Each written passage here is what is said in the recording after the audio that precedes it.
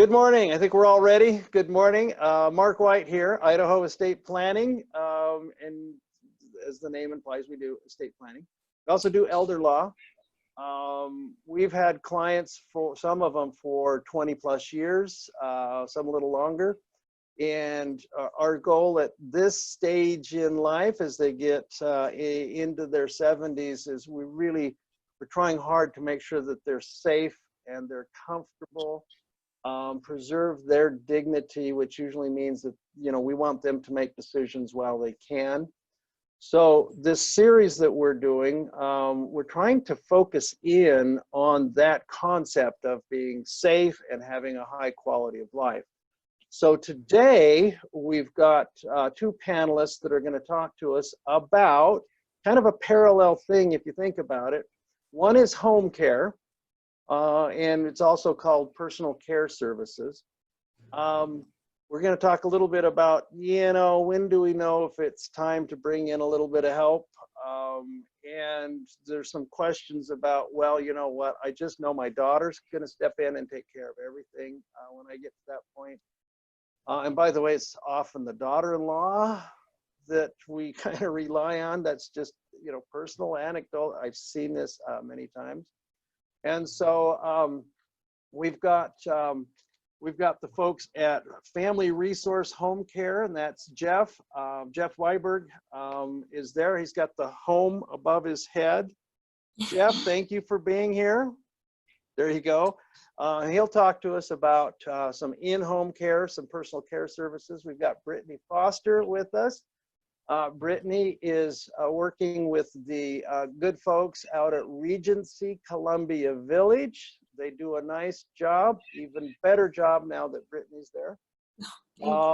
And for the record, Brittany has some background in personal care services as well. So I think we're going to have a really good discussion. So here's how we want to get going.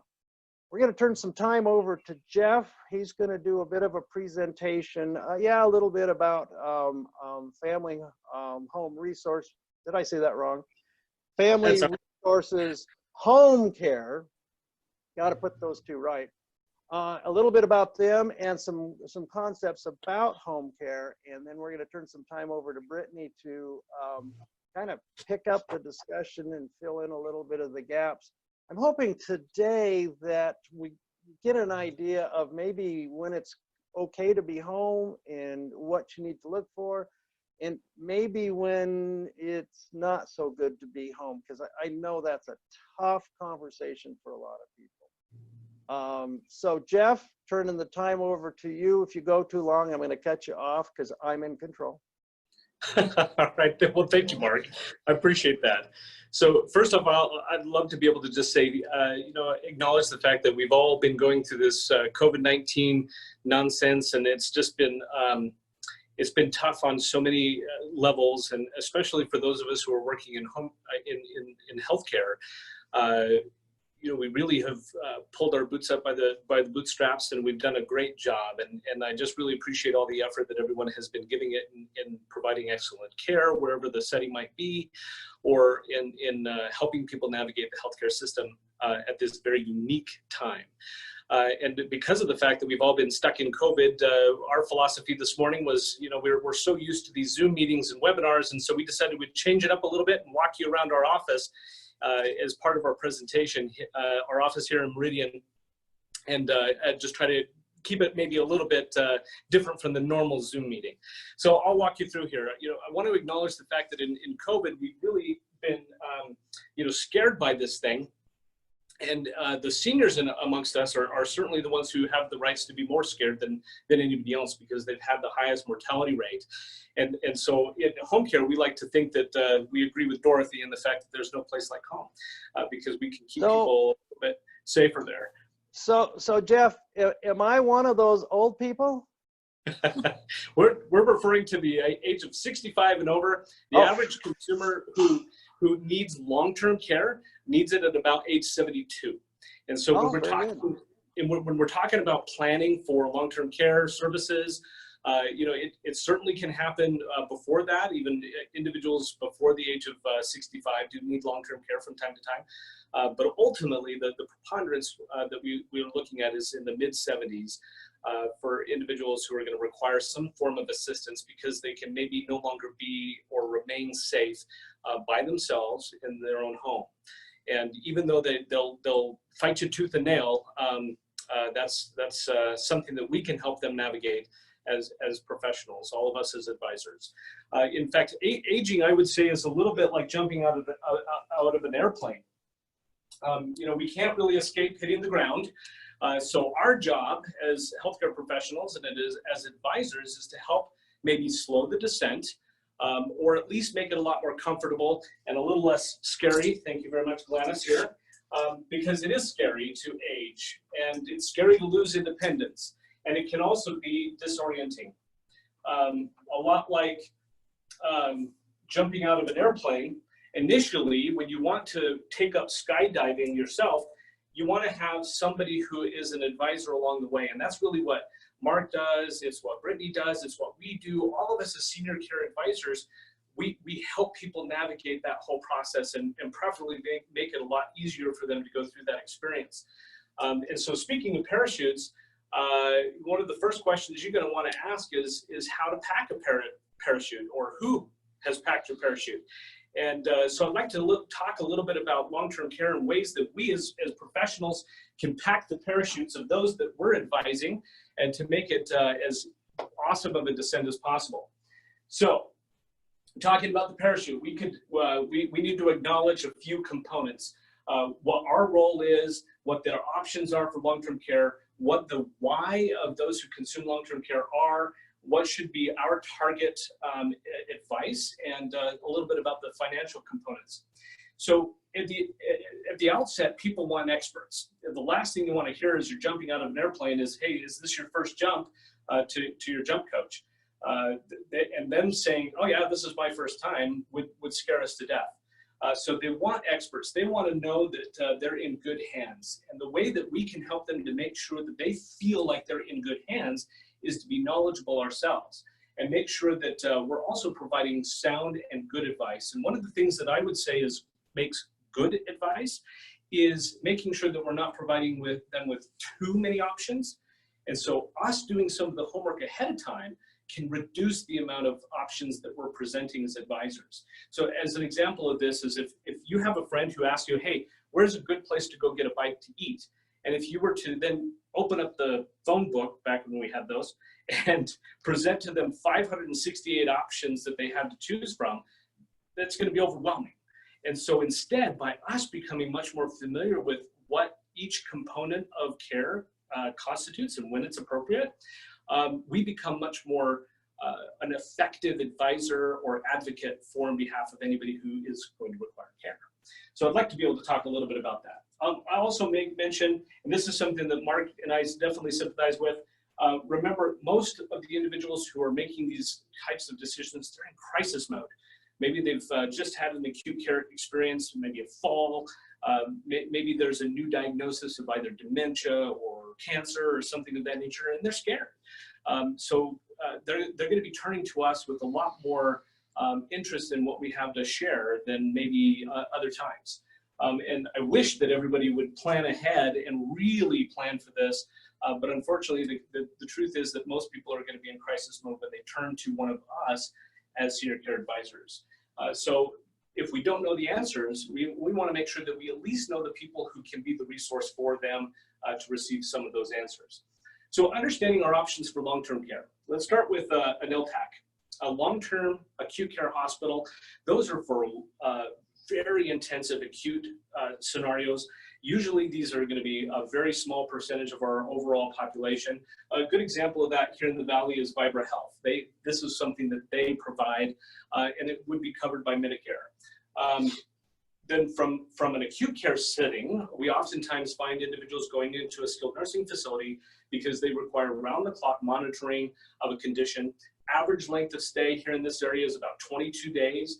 So this mostly rehabilitation, mostly trying to get them stabilized and ready for the next phase, which could include an assisted living facility or maybe home care, or maybe even just being able to go back into the community.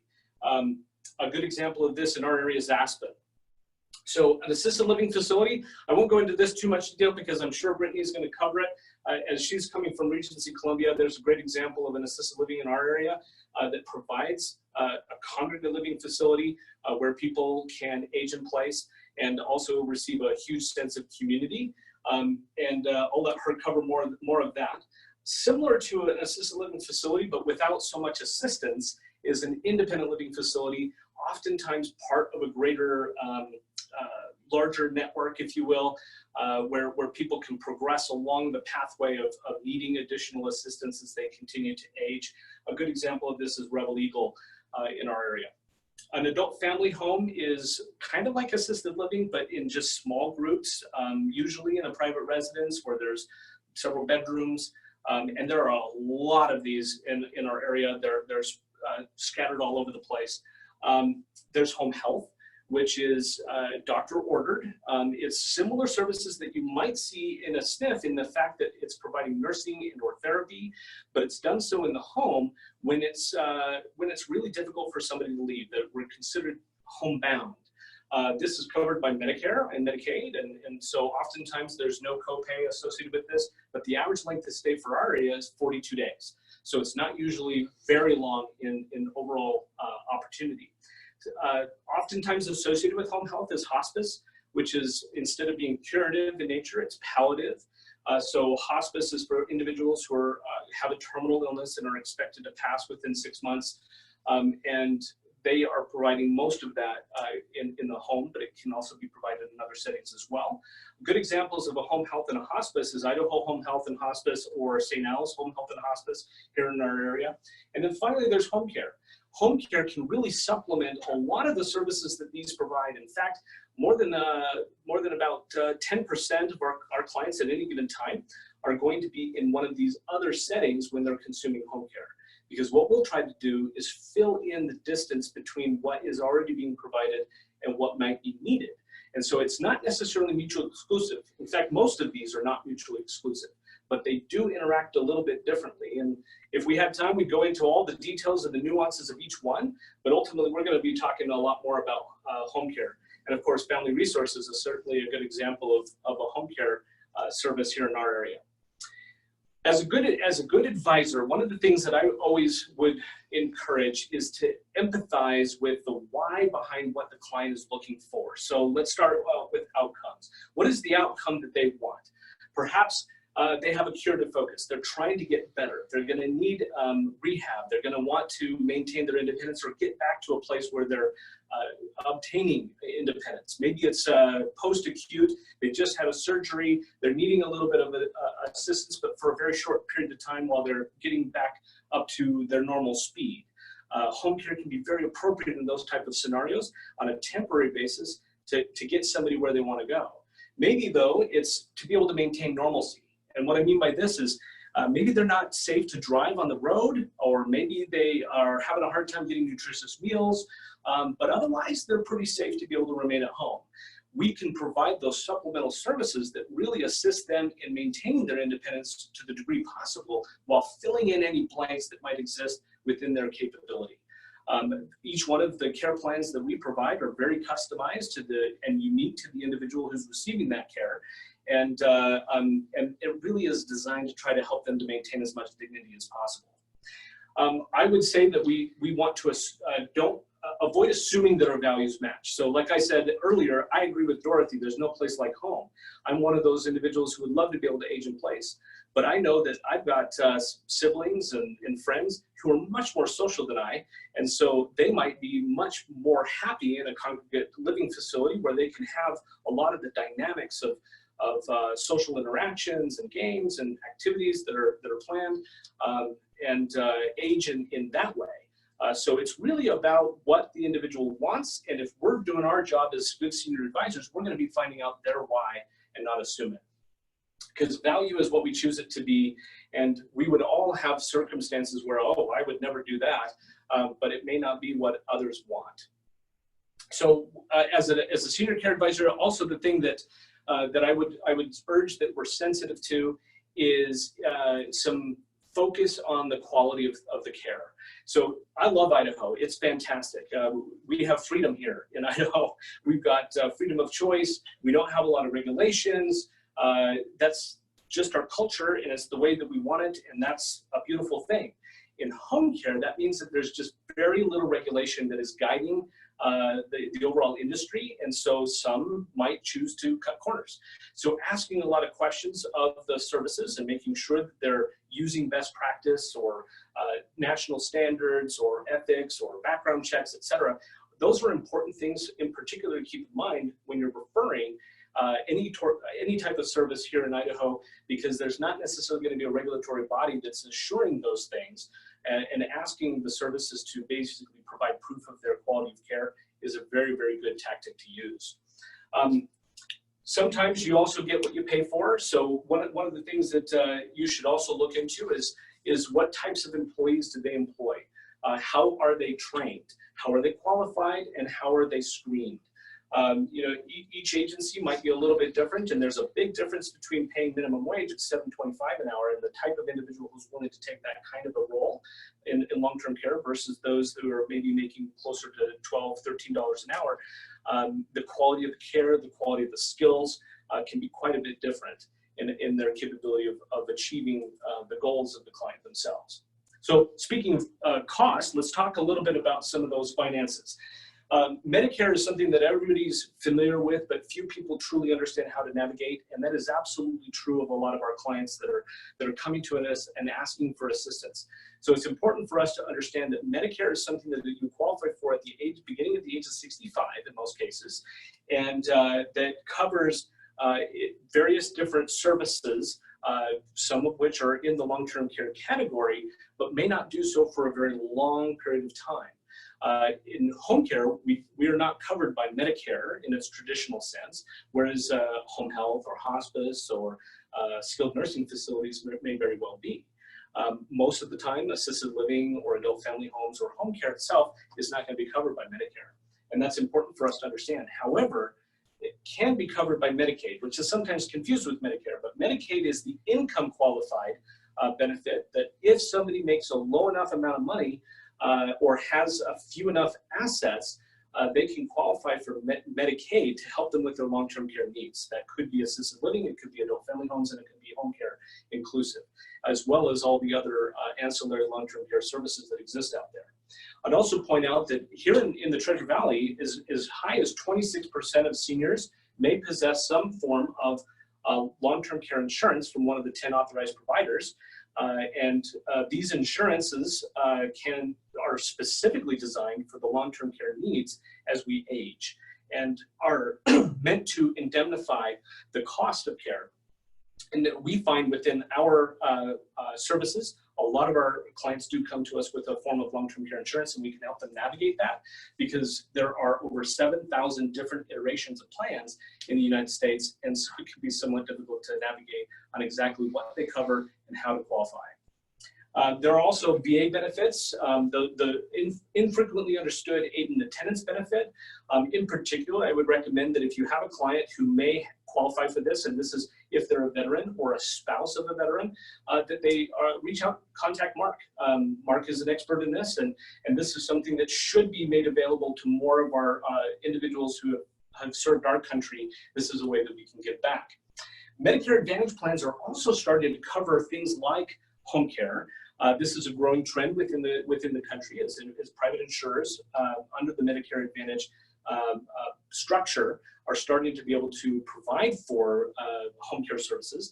And even though it hasn't quite hit Idaho area yet, this trend is something for us as senior care advisors to make sure we're keeping our eyes on, because more and more people are choosing every year Medicare Advantage plans over the traditional Medicare, and that brings with oftentimes the supplemental benefits, which might start to include some long-term care support. And then, of course, there's the private pay component, which Tony will go into a little bit more about what exactly that costs an individual in the home care setting. So I'll turn it now to Tony. Thanks, Jeff. Appreciate that. That was great information.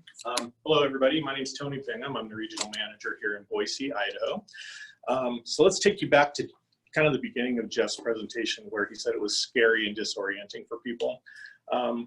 It's good for you to understand that 90%, so I'm just going to give you some statistics so that you have, some beef to go along with what Jeff covered. So 90% of seniors would prefer to age in place at home. And this is all for our local market as well. 70% will require some sort of long-term care.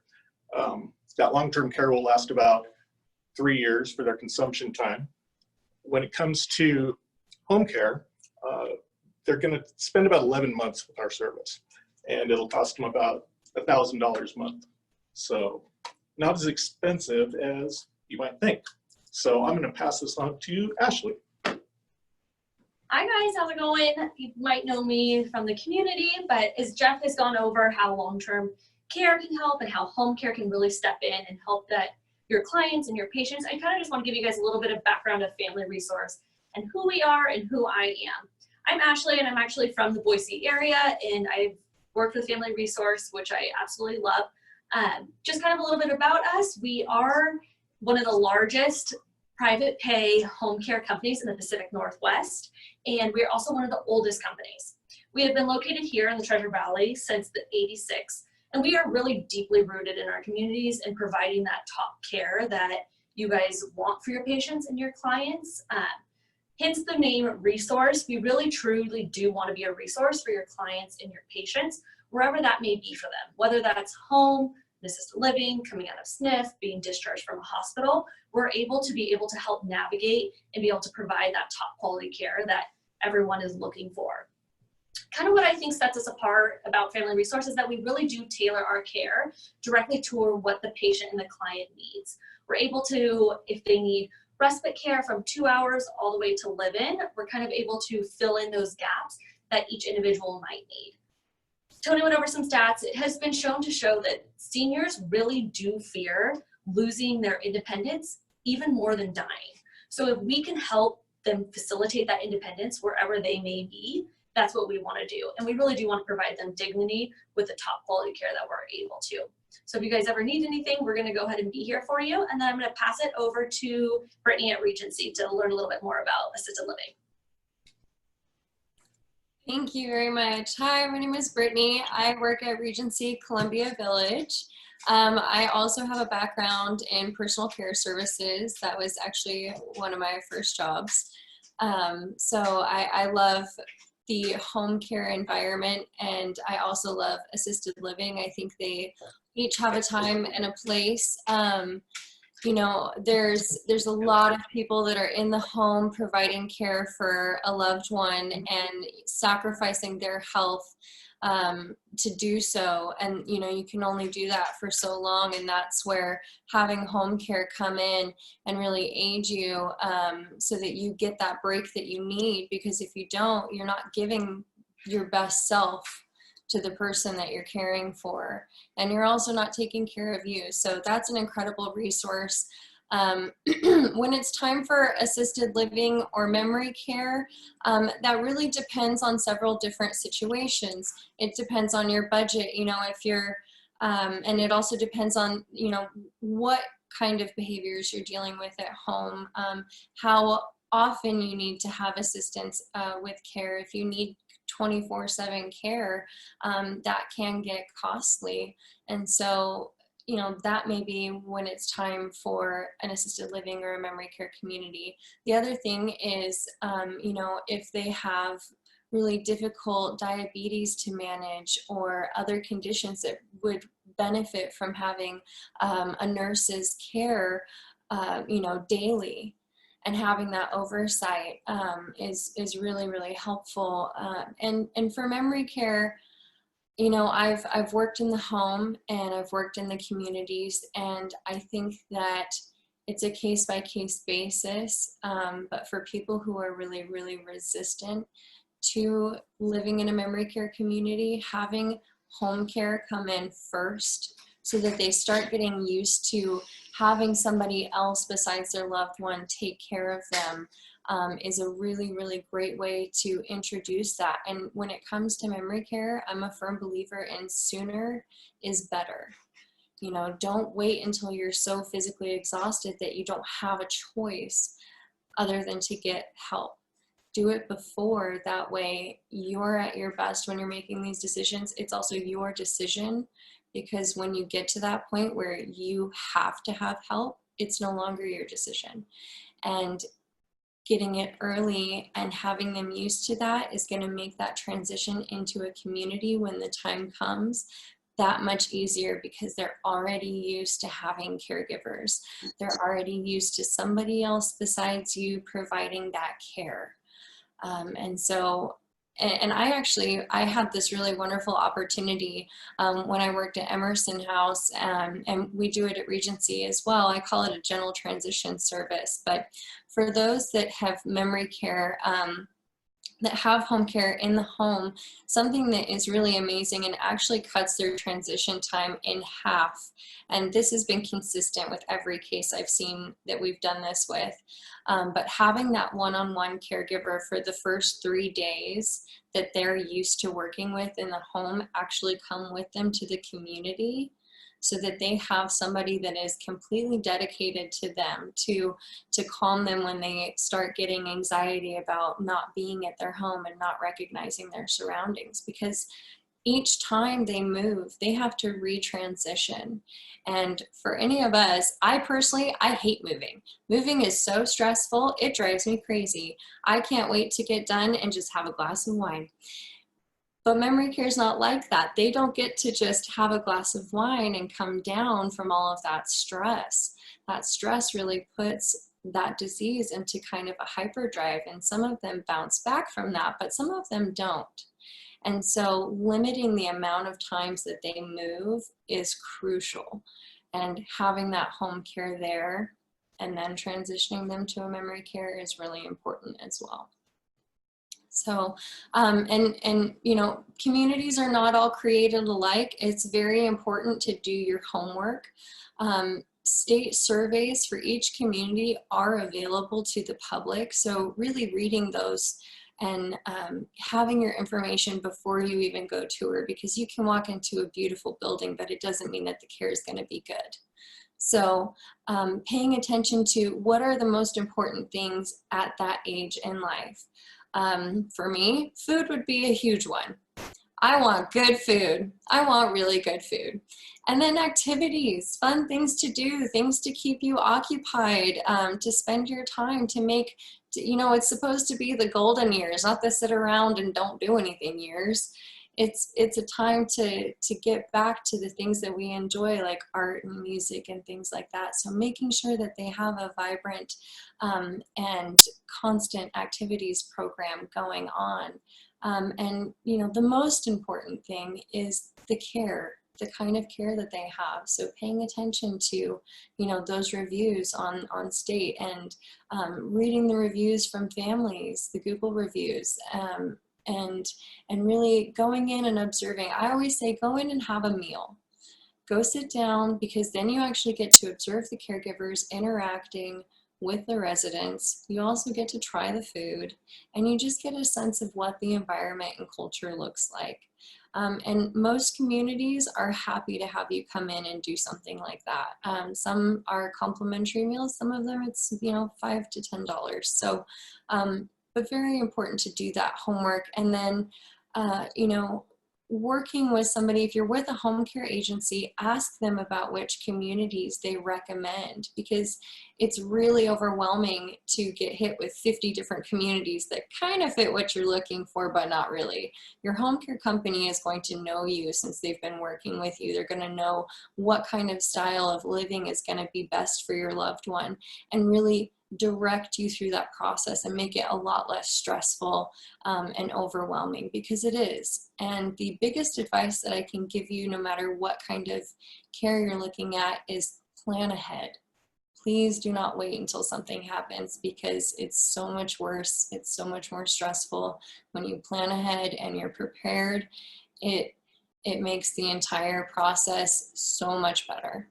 So Very good. Brittany, thank you. Jeff and team, thank you very much. You don't get off the hook just yet. Those were awesome, but you're not off the hook. I have a couple of questions, just a little bit of discussion. So I personally have been through this a couple of times with a mother-in-law who was dealing with Alzheimer's. And then my own mom who had some issues falling. So of course, she bought a place that had concrete stairs up to the front door and concrete stairs in the garage up to the kitchen. And so as kids, I know that we were more concerned than she was. I know that. It took us, a year and a half or 2 years within the with a discussion to kind of get to the point where maybe it's time to be looking for a safer situation. So Jeff, I think you mentioned that average time, and I realize this is, there's more and there's less, but the average time was about a year that people are, bringing home care, professionals into the home. Is that a good time to go, yes, but maybe we should be looking at the next stage? I think I know what Brittany's gonna say. And Brittany, you get to respond to Jeff. But what are you thinking? I mean, if we know it's going to be about 11 months or a year, should we start the process? Yeah, I think it's super wise to be able to plan ahead. Specifically talking about the family conversation. One of the things that has been very, very helpful is when most companies that do any form of long-term care will do a free in-home consultation. If you, son, daughter, etc., are having this conversation, it's so much easier for you to reject it, but for a senior to reject it, because as the biblical verse says, a prophet is not without respect but in their own country. And so I think that what you can do as an advisor or as a son or a daughter, invite somebody in to just do education. Say, Mom, Dad, we're bringing somebody in to talk to us about long-term care, and just so that we understand our options, what the lay of the land is going to be. And if a good senior advisor is going to be having that conversation, they're going to be talking about the broad brush, talking about when it's going to be appropriate to move maybe from home care to some other setting. For example, in home care, after about the 45th hour per week, it starts to become more expensive to stay in your own home than it would be to go into, say, an assisted living. So like here in the Treasure Valley, right now, the average assisted living room is run about $4,000 a month. And at about 45 hours is when home care catches up to that marker and becomes much more expensive than home care. And Brittany mentioned even if around the clock care can be extremely expensive. And so that's not going to be for everybody. Especially where fiscal concern is a big concern. Knowing exactly when that trigger point is really important. The other factor is if you're consuming less than 45 hours, then that means of the 168 hours in a week, there's a lot of time where they're not with someone. And so if somebody's truly not safe to be alone, if they're much better to be in a facility where there's round the clock assistance if necessary, where they can pull on one of those pull cords or press a button and then they're receiving help very quickly, that would be a wise conversation to have, maybe even from the very beginning. So it's kind of dependent upon what the abilities are and what the fear factor is of the senior as to whether or not even remaining in the home is a possibility to even begin with, if that helps. Yeah, hold that thought. Brittany, I think there's a little bit to add to that. Not much. It was a very comprehensive answer. Yeah, absolutely. It really was. So yeah, I do think that it's important to start talking about that early and looking into it early, because the other thing to consider is you may find the perfect community, but it's full. So getting on that wait list. you know, making sure that you have that security.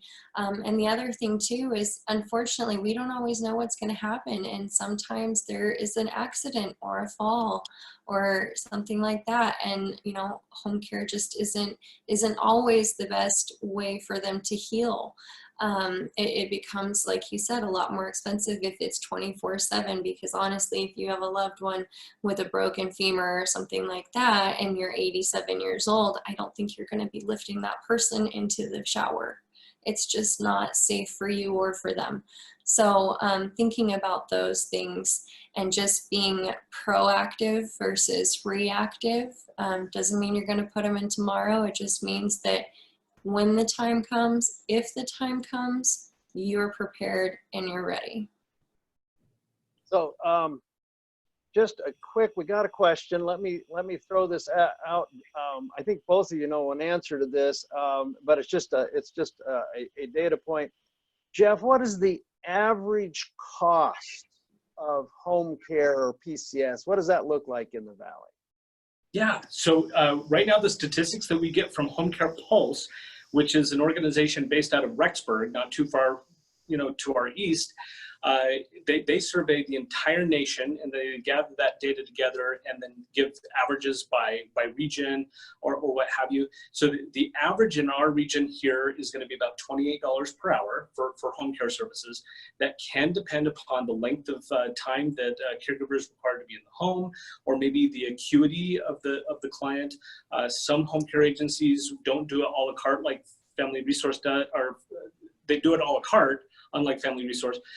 We're kind of, we'll do whatever comprehensive care plan that is required, but sometimes those kinds of costs can go incrementally up depending upon the circumstance that they're in, or maybe even where they live. If they're really rural or far away, like Mountain Home, for example, might be a little bit more expensive to get a caregiver out there than right here in the Boise proper area.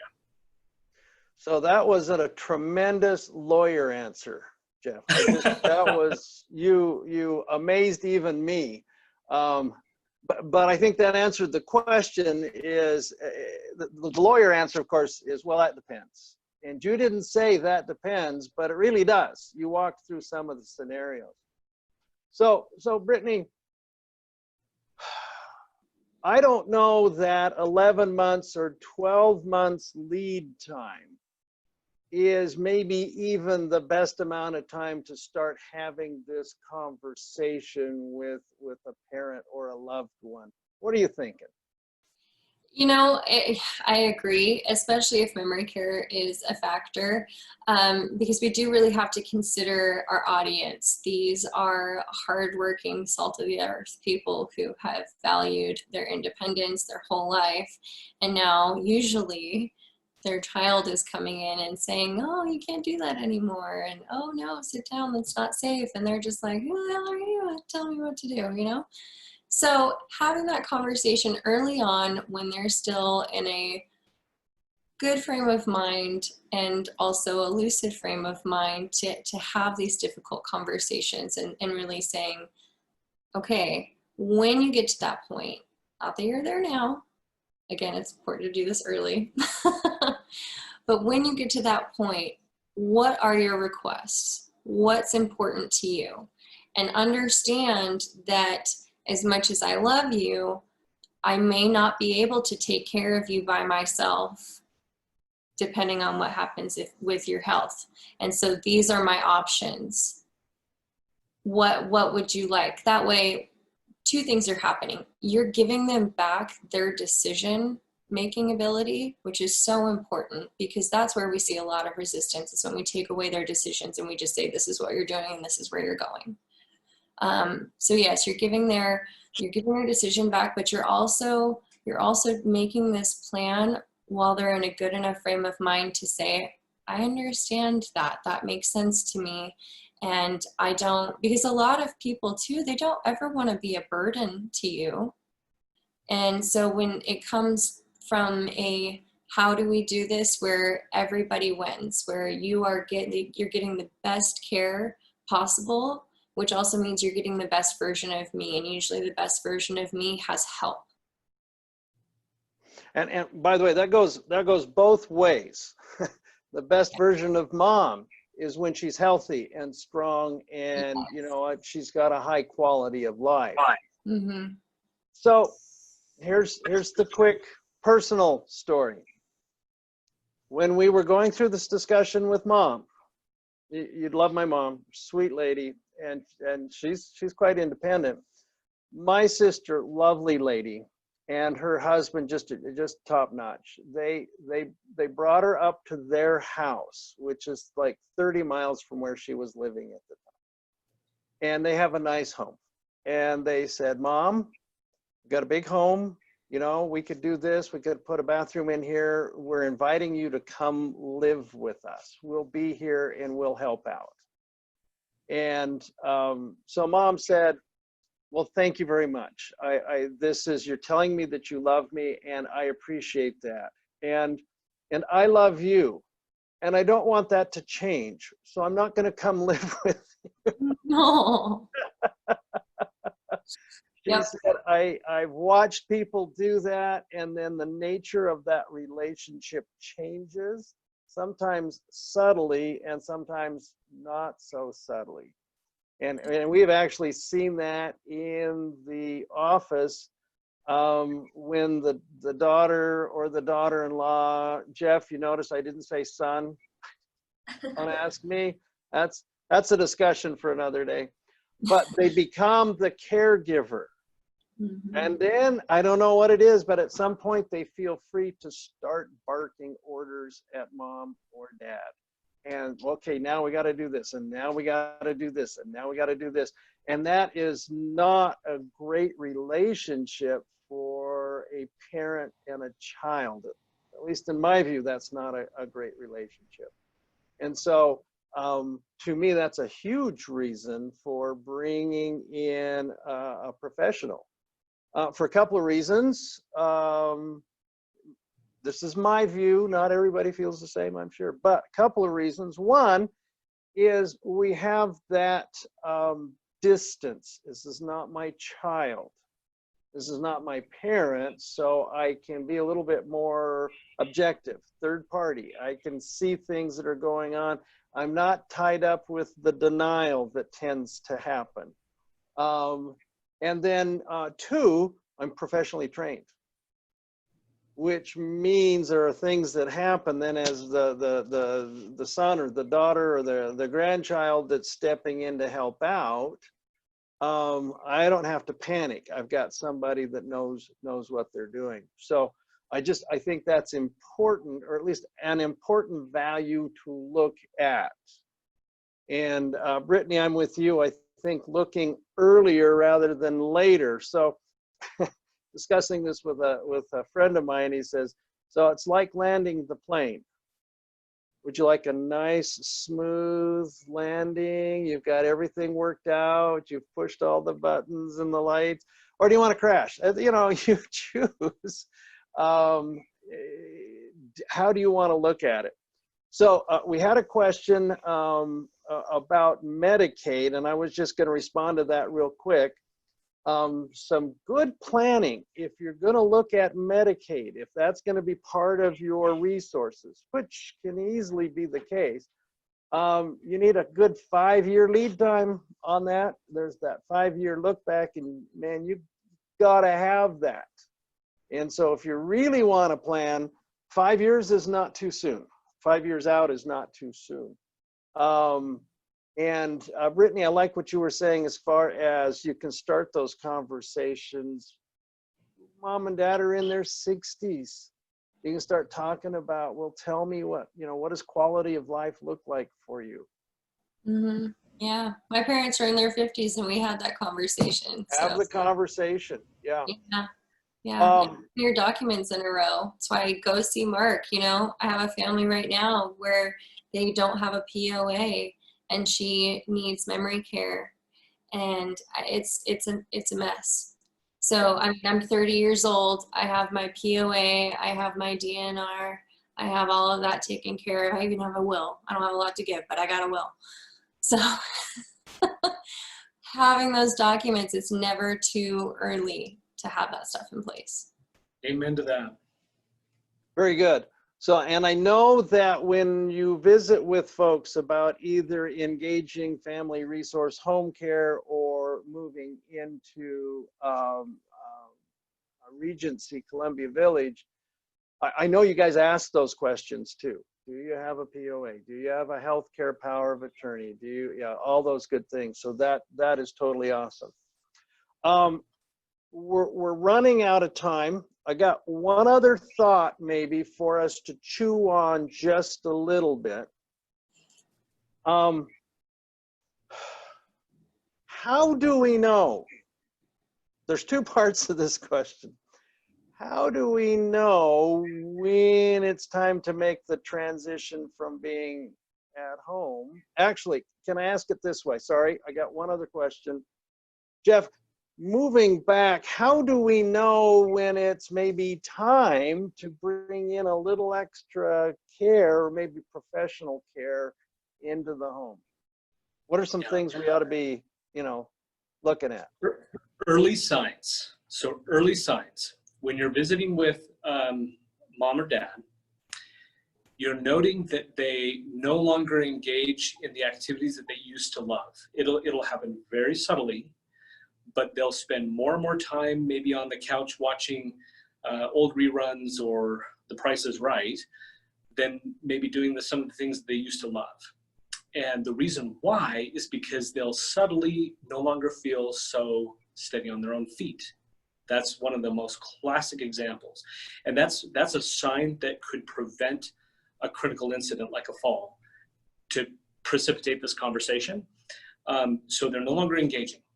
Number two, they're no longer consuming nutritious meals. So they're losing weight, those kinds of things. Probably the most common though is when there's cognitive impairment indicators. She's starting to forget, Mom, didn't you remember we were going to the store today?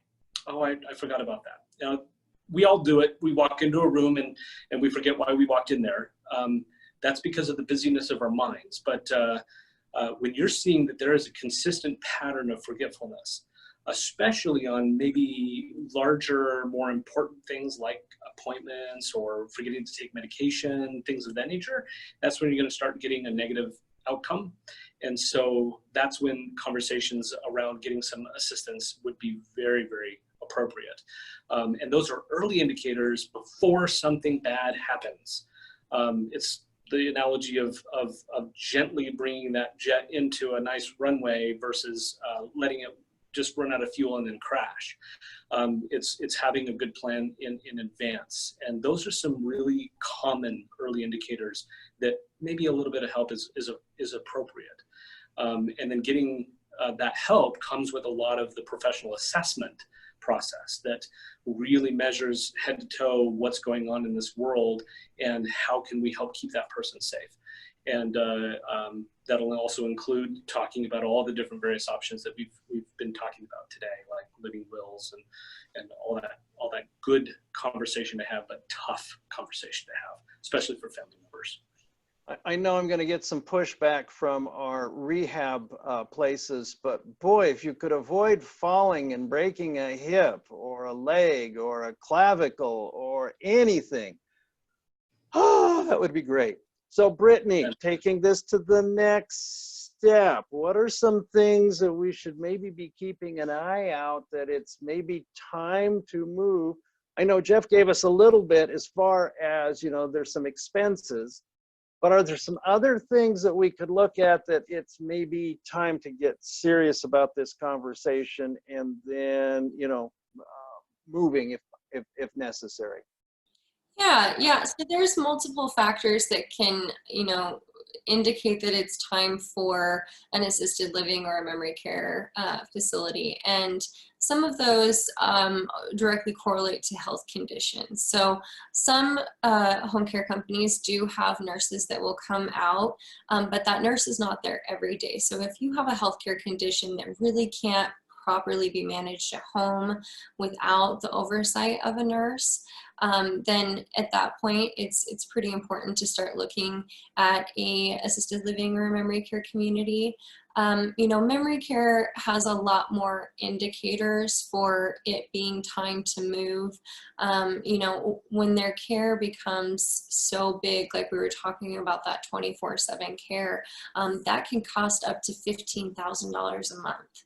So, you know, the financial aspect of that. But the other thing too is if your loved one is, you know, demonstrating behaviors like locking your caregivers out and not letting them in, or leaving the premises and getting lost because they don't want to be there, or it's not their home, or they're having hallucinations and things like that. Or, you know, even with care, you are physically and emotionally exhausted to a point where your own health is being affected.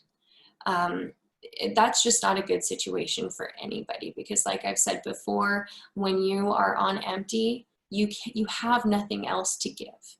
And from then you're just giving from your own life source. And that's, you know, you really have to ask yourself, who's going to take care of them if something happens to me? Truly. You need to be around. That way, when they do have home care or they do have assisted living or memory care, you are there as oversight to make sure that your loved one is getting the kind of care that you would have given them or better. So I get a fair amount of pushback when I visit with clients about going into a home, you know, or the kids, you know, mom made me promise never to put her in a home. On Tuesday, Dee Childers was explaining that home that I grew up with and my parents grew up, that doesn't really exist anymore. This is a whole new world. And to kind of emphasize that, my mom is very social. She collects people. She knows, oh, do you remember so-and-so from Germany? Because my dad was in the service. I wasn't there. I don't. Anyhow, she just knows these people. Anyhow, she was telling me that this little guy, she calls him the little friend of hers, family was going to move him because his wife had passed away and most of the family was about 60 miles south. And so they were going to move him. And he came around in tears. He was hugging everybody. He was just devastated that he was going to be leaving all of his friends. And he wouldn't be seeing them at breakfast or at lunch or when they went to the movies. That really imprinted on me that these can be a wonderful situation for folks who need a little bit of care, and that those activities and the socialization was just huge. So as we're talking about talking about maintaining independence and quality of life, then there is a bit of a pathway that we've talked about today. So I don't have any other questions popped up. We're going to finish up. If you have more questions, you gotta put them down there so I can see them and we can ask them. We've handled a couple so far. Jeff, we got about 4 minutes. Take a couple. It's a parting shot for us today. Yeah, I love the conversation today, because we've been able to talk about it from the perspective of an advisor. We've also been able to talk about it from the perspective of a family member. One of the rules of thumb that I like to share with families is, you know, when the time comes, because at the end of the day, none of us are getting out of this alive. When the time comes, you are not going to look back and remember those intimate moments of doing pericare on your mother or your father, or doing digital stimulation in a bowel program. You're not going to remember transferring necessarily from a bed onto a Hoyer lift and then onto a wheelchair. Those are not going to be the fond memories. That's the do for mom and dad. I want families to be able to be with mom and dad.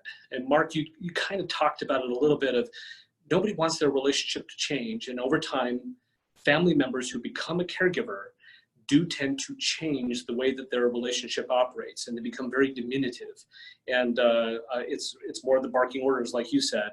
And that is where we cross out of being family, and we start crossing into a space that burns us out. Like Brittany was talking about, kind of giving of ourselves too much to where we're burnt out. And so I like to say, let us do for mom and dad so that you can be with mom and dad, flipping through the albums and listening to the music, sharing stories and pictures with the kids and all those kinds of things. That is what that constitutes their quality of life, and what they really want to be able to maintain more than anything else is that kind of a relationship with their family. And simultaneously, it's what we want to remember them by.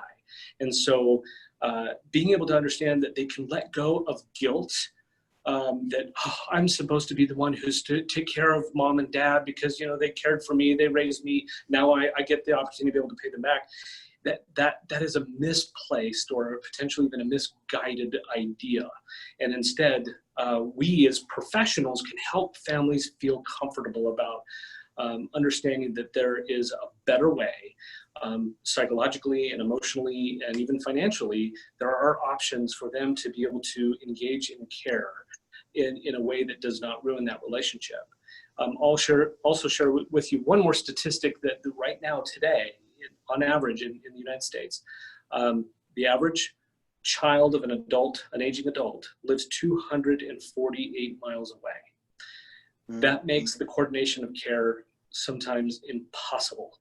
And so having trusted professionals who are watching over the care of a loved one, understanding that you don't want to necessarily be like what Mark just described of having to force them to go through change of moving from the community or from the building where they love, and have their life set up and have that quality of life going on just to be able to make it more convenient for the family may not be what's in it for them. It's going back to that concept that I talked about of understanding what is the why for the senior. And I like Brittany's advice of having those conversations early before somebody loses their ability to advocate for themselves, and understanding what their desires are and what their why is. And as an industry, as various professionals that we all are, we can help families make those choices that will be the reasons why they say, thank you, thank you, thank you so much.